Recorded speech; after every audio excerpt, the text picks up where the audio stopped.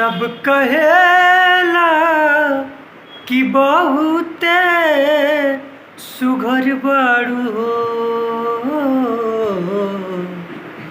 सब कहेला कि बहुते सुघर बारू तू टोना लागे न काची उमरिया में टोना लागे न काची उमरिया में।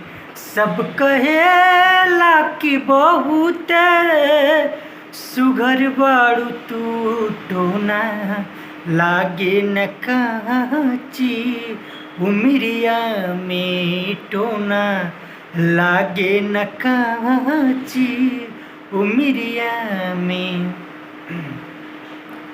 नैन पवलू शराबी न ताकल करा रूप के रानी छत से न झाकल करा। नैन पवलू शराबी न ताकल करा रूप के रानी छत से न झाकल करा। काहे जे भी देखेला नदियों में अजर हो जाला, जेने देखेलू नदियों में अजर हो जाला। सचहूँ जादू भरल बा नजरिया में कौनो जादू भरल बा नजरिया में। सब कहेला कि बहुते सुघर बारू तू टोना लागे न काची उमरिया में टोना लागे न काची उमरिया में। जेकर बलमा बसेले परे देसी सखी जेकर बलमा बसेले पर देसी सखी वो कर ससुरा से नीक नहीं हरवे बाजे कर पियावा बसेले पर देसी सखी टोना लागे न काची उमरिया में टोना लागे न काची उमरिया में।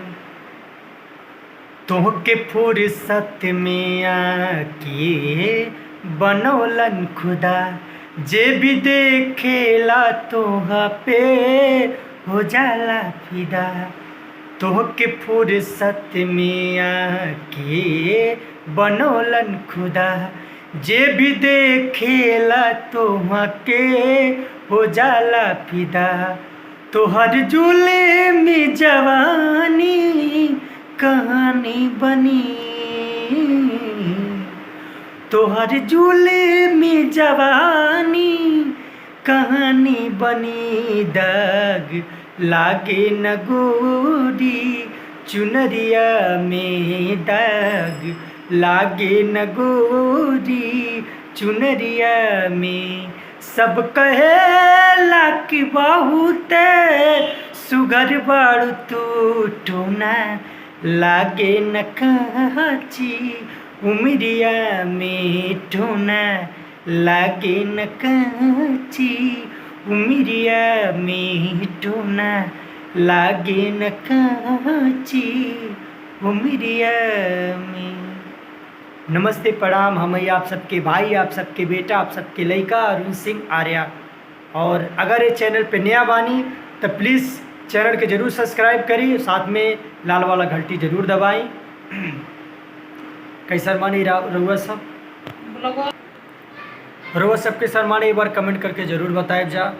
और एगो Manju Yadav MD official music YouTube channel वाजे पे हम लोग के ब्लॉग आता है, तो आप सब जाएँ और चैनल के जी सब्सक्राइब नहीं कैल हो जल्दी सब्सक्राइब करें भैया 3-4 बेर।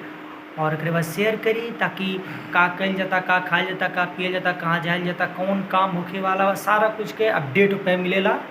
तो आप सब जाएँ वो चैनल के ज़रूर सब्सक्राइब करी। और दोनों चैनल आप सबके भाई के यहाँ, आप सबके यहाँ ते आप सब प्यार आशीर्वाद ऐसे ही बनाए।